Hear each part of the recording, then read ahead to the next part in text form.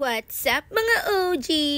Medyo maiksi nga itong video natin dahil hindi ako masyadong nakapag-video kahapon. Hindi ko pa kasi masyadong gamay kung okay ba ang panahon kahapon or hindi. Nandito nga pala kami sa baba para magwalis. Kasama ko nga pala dyan si OG Angie. Si Jess naman ay naglilinis ng mga cabin. Si Mark nga pala ang bago naming OG sa housekeeping. Nagkamali nga ako ng pangalan kahapon. Ang nasabi ko nga pala ay Mike.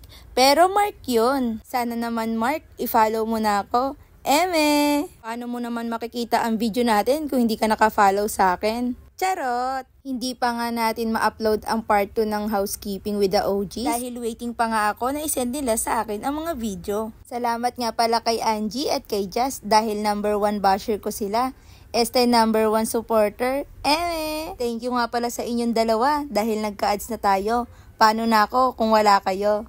Wow, ang daming chika. Tapos nga namin maglinis dito sa baba, kami naman ay magbabas out at maglilinis ng mga room. O siya, tapusin ko na tong video na to. Share the love.